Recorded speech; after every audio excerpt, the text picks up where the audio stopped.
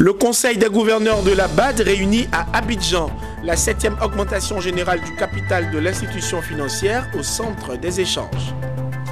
BOA Web, le nouvel outil Internet Banking du groupe Bank of Africa, présenté aux chefs d'entreprise ivoiriennes. Nous y reviendrons. Et puis la 4e édition de News Africa Builders a été annoncée à Abidjan. Des détails dans cette édition. Merci de nous rejoindre pour le journal. Des assises sur les bords de la lagune Ébrié sur fond d'augmentation des capacités de financement de la Banque africaine de développement. Le Conseil des gouverneurs de la BAD s'est ouvert ce jeudi à Abidjan en présence du chef de l'État ivoirien Alassane Ouattara. Au centre des débats, la 7e augmentation générale du capital de la BAD. Le reportage est de Hervé Blagnon, Tima Traoré et Marius Seri.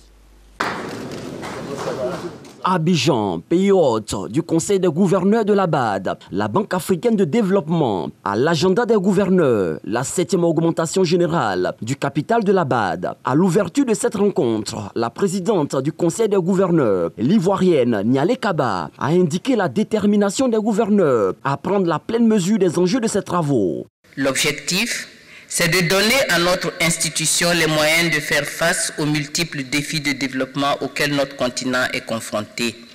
Nous, gouverneurs, savons que l'Afrique nous regarde sans appréhension, avec espoir, car nous avons toujours su mettre ses intérêts au devant de nos délibérations. Pour le président du groupe de la BAD, ces assises sont l'occasion de réaffirmer la volonté de cette institution bancaire d'accompagner la Côte d'Ivoire dans ses progrès de croissance. Accompagnée par la Banque, la Côte d'Ivoire a mis en place de nombreuses infrastructures. Nous venons juste d'apporter notre appui aux efforts audacieux de la politique d'inclusion sociale accélérée du gouvernement du président Alassane Ouattara.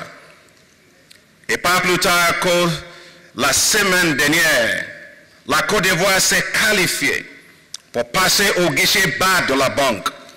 La première fois dans l'histoire de l'institution qu'un pays passe du statut de fragilité et celui de pays admissible au guichet non concessionnel.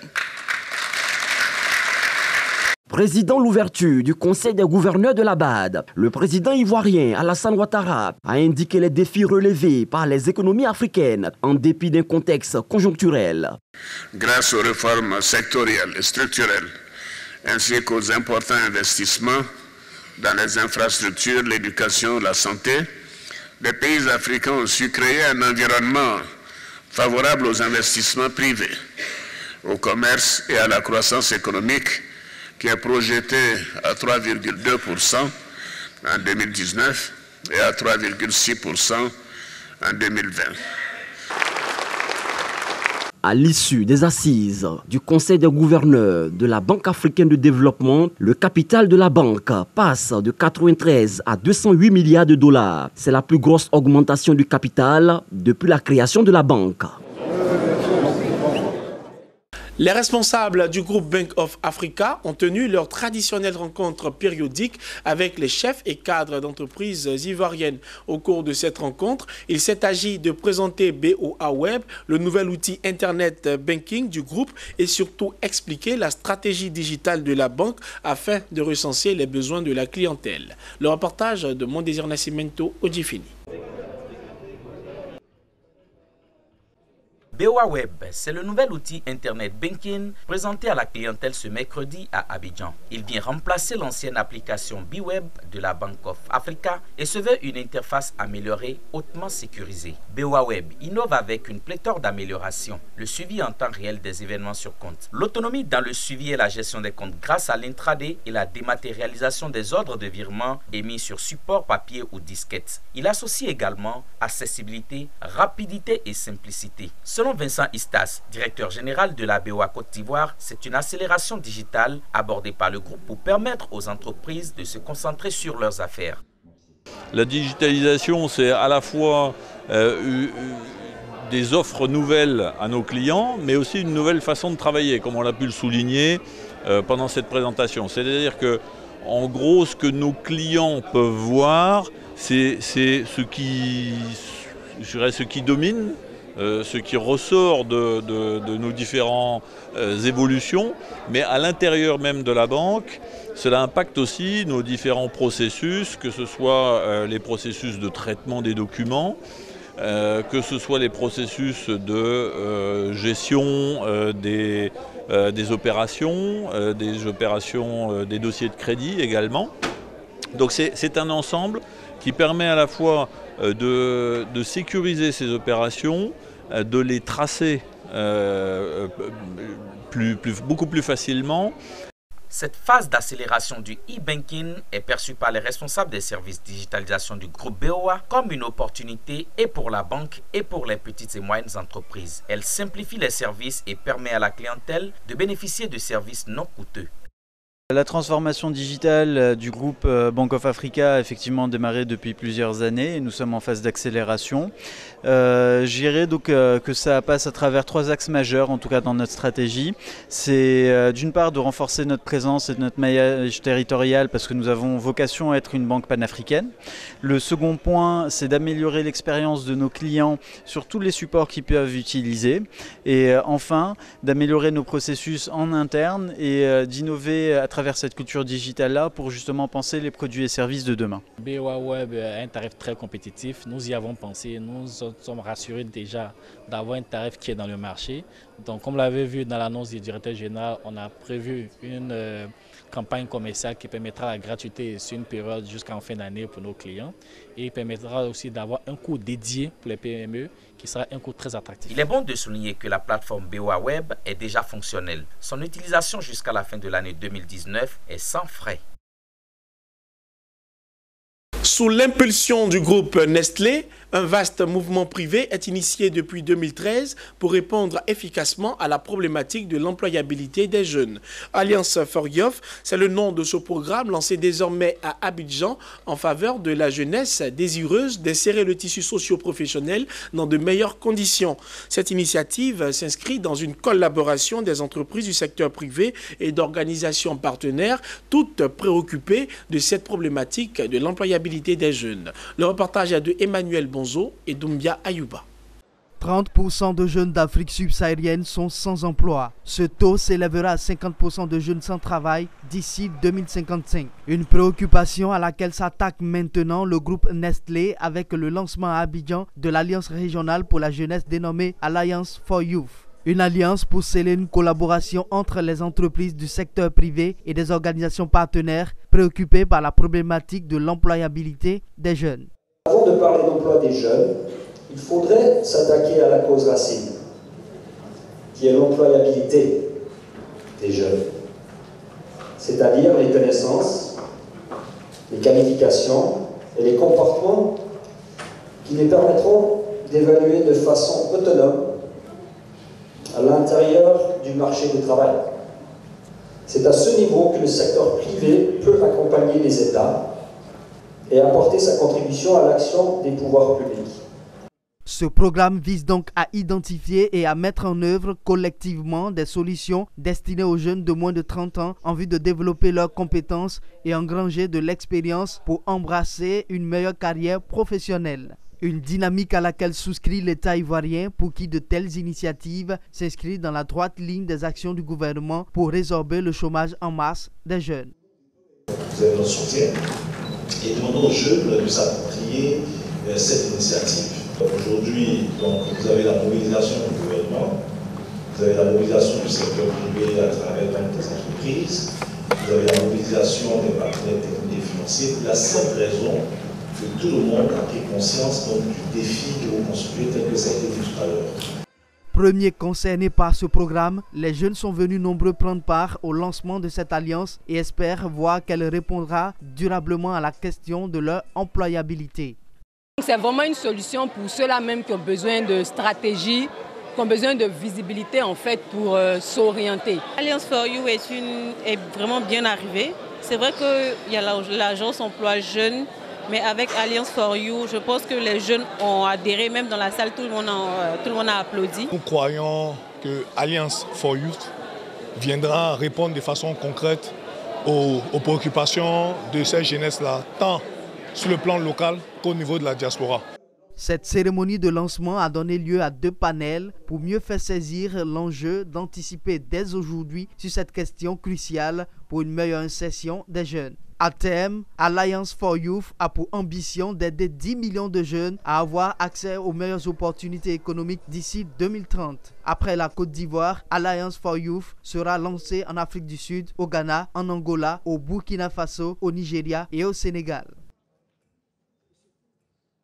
Dans la foi qui unit, transformer le présent et construire le futur avec Dieu.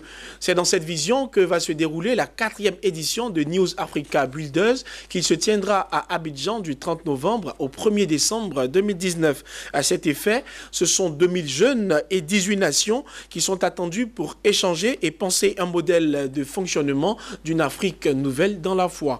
Zénab Dosso et Ezekiel Siri ont pris part au lancement de cet événement.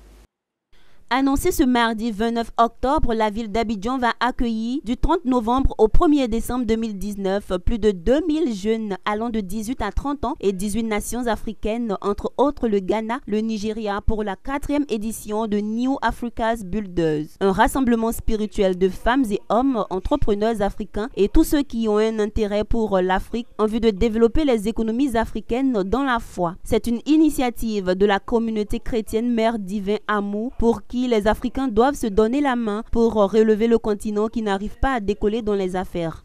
C'est une Afrique qui a une vision nouvelle qui est la plénitude, c'est-à-dire voir des choses encore plus grandes. Et l'Afrique a vu des choses, mais elle verra des choses plus grandes. Donc voici à peu près le sens de ce terme. Et nous disons toujours que si Dieu est au cœur de tes affaires, tu feras tes affaires d'une manière normale, une manière qui fait grandir la société humaine. Pour cette 4e édition, ce sont les jeunes qui seront à l'honneur. Ce rendez-vous qui se veut innovant leur permettra de bénéficier des expériences de grands bâtisseurs et entrepreneurs des 4 coins du monde à travers des échanges, des rencontres B2B et des masterclass. Et ce, en vue de transformer leurs habitudes anciennes et améliorer leurs techniques de gestion managériale. Nous faisons venir des intervenants de très haute qualité. C'est la présence du révérend Okwe, qui est président de l'Assemblée nationale du Ghana. Des masterclass sont organisés les lundis et les mardis pour que chacun de ces intervenants puisse aller encore un peu plus en profondeur dans les thèmes qu'ils vont développer. Nous avons décidé d'ouvrir à peu près 200 places aux jeunes et de venir côtoyer des personnes, des hautes personnalités et s'inspirer pour construire leur vie future, leur vie professionnelle. New Africa's Builders est un séminaire international annuel, un cadre de restauration spirituelle, de communion en Christ, d'apprentissage de leadership et de management des organisations. Faut-il le rappeler, cette 4e édition se veut un moment de communion de tous les participants pour prendre des initiatives qui feront marcher le continent africain vers la plénitude. Octobre Rose, la lutte contre le cancer du sein se poursuit avec la compagnie africaine de crédit. À cet effet, elle a offert 150 kits au service pathologie du CHU de Treichville pour les microbiopsies mammaires en vue d'aider dans le processus de dépistage des femmes atteintes du cancer du sein. Zénab Dosso et Ezekiel Siri.